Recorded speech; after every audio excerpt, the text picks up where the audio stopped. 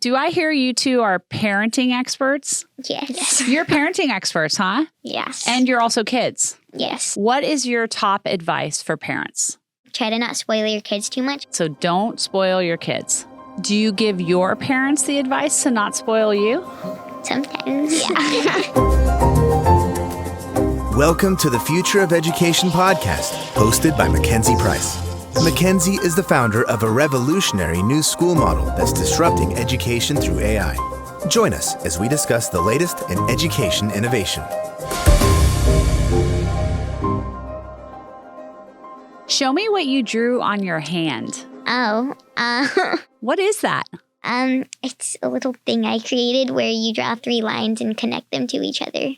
It's like an and S. it creates a little S. I remember making an S like that when I was young. That's pretty cool. You created it? I drew it. You drew it. Yes. Where did you see that? Well, I kind of found it online and just learned how to do it. This is so bizarre. Like, why do kids draw on their hands? Well, because sometimes we get bored and maybe we don't want to do our schoolwork, but also boredom can help us be more creative sometimes. So, do I hear you two are parenting experts? Yes. You're parenting experts, huh? Yes. And you're also kids. Yes. Okay, I would love to hear, as a mom, I am always looking for great advice. What is your top advice for parents?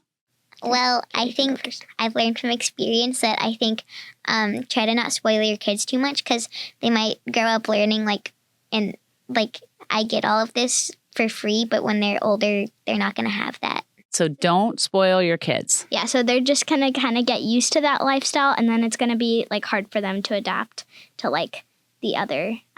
Do you give your parents the advice to not spoil you? I don't want to become a spoiled child because when I get older, maybe I can't learn as much. Yeah, what are some ways that kids are spoiled today? Well, a lot of the times, parents just buy their kids a lot of toys that they don't necessarily need. And then their kids are just I need all this stuff. And then they get used to that. Why do you think parents buy their kids so many things they don't need? So that they don't get mad and throw a tantrum. Wow. Because I think the parents are sometimes afraid of their children. Parents are sometimes afraid of their children. I think that's true. Why do you think parents are sometimes afraid of their children? Because they want to please their children. And are afraid of them getting mad at them, I guess. Getting mad at them. Do you think that parents use screens too much with their kids? Yeah, I personally think I'm not going to get a phone until I'm 13 at least. Yeah. Because I think being on a screen, outside of school, if you don't need to video game, you don't need to watch movies. You could be outside running or jumping on the trampoline or something. Yeah. So many people think screen time is bad. What's the difference between screen time and how you're learning on screens? So normal screen time is watching YouTube or playing video games, which a lot of people do on their phones. But what we do at school is we learn academics, which help us later in life. We just do it. We just happen to do it on a computer. Do you think that you're more engaged by learning on a computer versus if you were sitting in a classroom with a teacher teaching you? Yes. Because, yes, you can ask the teacher questions, but I feel there's a bunch of other people that need to learn and they can hold you back by asking questions that you already know. But if it's a personalized to you, you don't need to you don't have to wait on other people. Yeah, and sometimes the things the resources on the computer can be more helpful than a teacher can because there's multiple resources. You can take notes on a Google Doc, or you can watch the video or read the explanation. So there's more ways, and you don't have to wait as long. That is the best explanation on the difference between screen time and our screen time at school. Good job. So what grade are you in? I'm in 5th grade, but I do 8th grade language, 8th grade math, 8th grade science, and 7th grade reading. Wow. And what about you? I'm in 6th grade, but I do 8th grade language, 9th grade reading, 8th grade science, and 7th grade math. So what's some other parenting advice that you think don't spoil your kids? What else? I think make sure they get a good education. Even if you can't afford it, just know as much as you like educate them as what you know, and yeah. That's a great piece of also, advice. make sure that you listen to your kids because, like, sometimes if they said, I don't know, school is boring and, like, I'm not learning anything, and a lot of parents might just be like, oh, it's just, like, them, like, I shouldn't listen to them, but maybe you need to actually listen to them so that they can be better prepared for a better future. And have the best learning experience possible.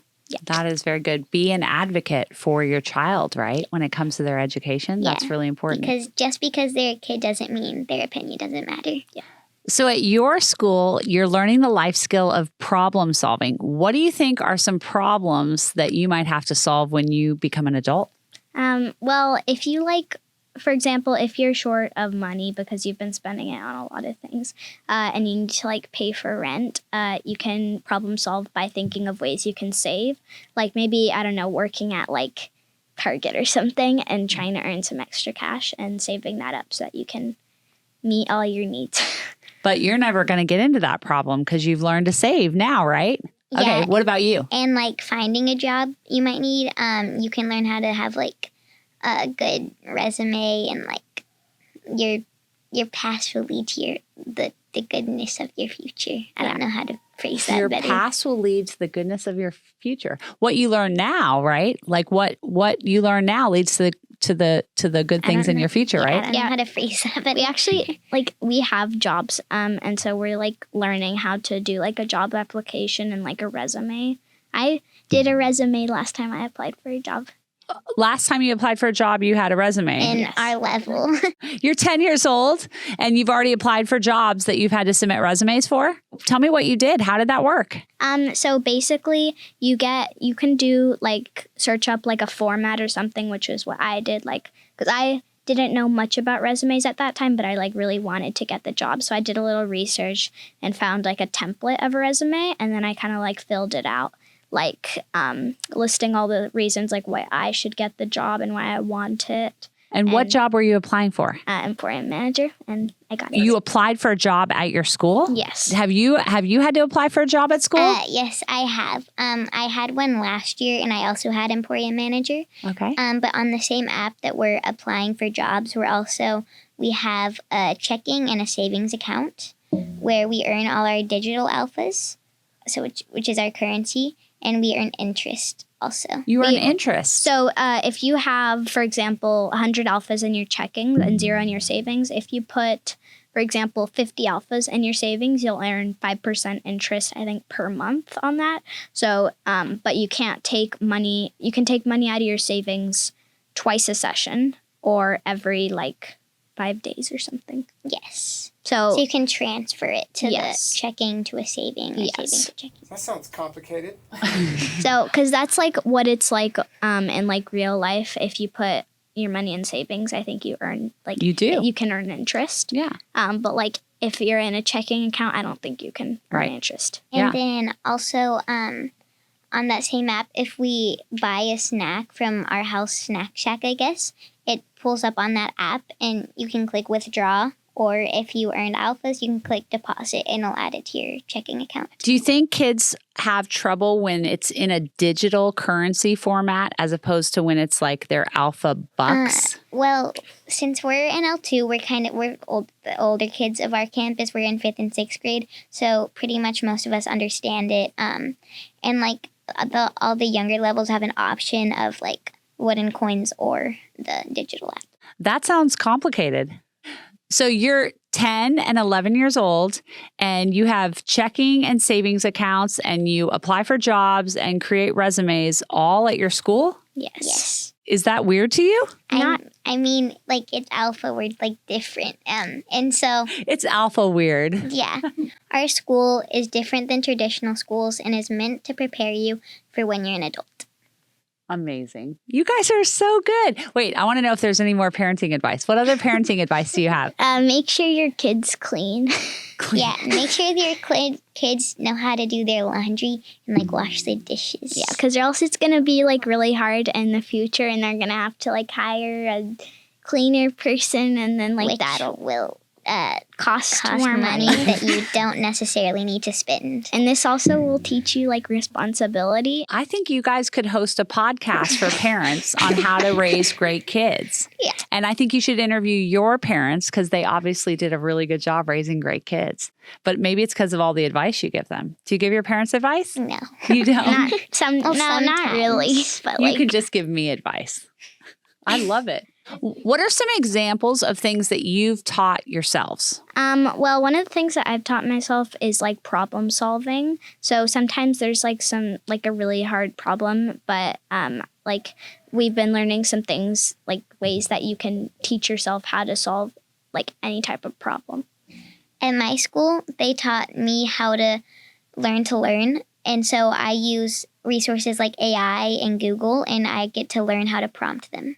And what are some ways that you're using AI? Well, so sometimes we use them in, for example, workshops to like generate prompts. Last session, we had this workshop so one of the things that we had to do was generate photos or descriptions from AI. So we learned how to like create a good prompt and like Iterate? iterate something if it isn't what you wanted on AI. Okay. So what are some other ways that you've used AI tools? Well, we have a check chart, and that's basically a list of Checks that you need to complete. tasks that you need to complete to get to the next level.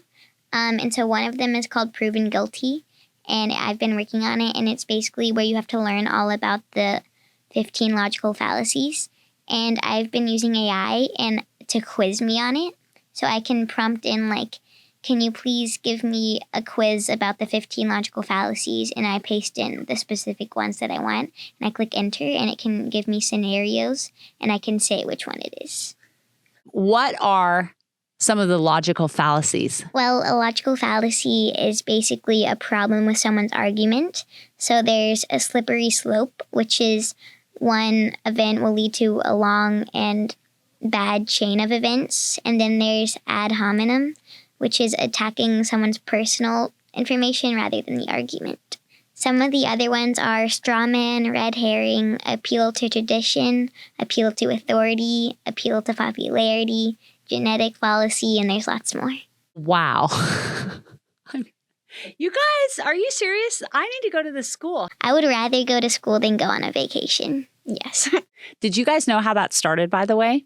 So when my girls were in first grade and third grade, we were at the school and I said, oh, this is perfect. Now we can go to Colorado for the month of February and go skiing every day. And we were there about a week. And after a week, the girls were like, can we please go back to school now? And I was like, no, we get to hang out in Colorado. And they're like, no. And they would zoom into the spelling bees and the activities. And then they're like, we want to go back to school. Take us back to school. And that's how it started. Isn't that crazy? Yeah. That's why we asked that question, is because my girls would say at the end of the school year, they'd be like, why can't we have school during the summer? Why do we have to have weekends? Why can't we just do that? And even now, my daughter, who's 19 now, and she's a freshman in college, she still said she likes the weekdays so much more than the weekends because she's always loved school. Yeah. And you guys are just like that. Yeah. You guys know that we ask our students 2 questions. First, do you love school? Yes or no? What's the answer? Yes. And secondly, would you rather go to school or go on vacation? What's your answer to that? I would School. definitely rather go to school than on vacation. Thanks for listening to Mackenzie Price and the Future of Education podcast. If you haven't hit that subscribe button, now is the time to do it so you can stay up to date on all our episodes. You can connect with Mackenzie on social media and be part of our daily conversation over on Instagram at futureof_education. For more info about the show and our guests, you can always visit futureofeducationpod.com. Lastly, if you're loving what you're learning, please leave a review wherever you listen to podcasts. We'll be back in your feed soon, but until then, remember, kids are limitless, and it's our job to unlock their potential.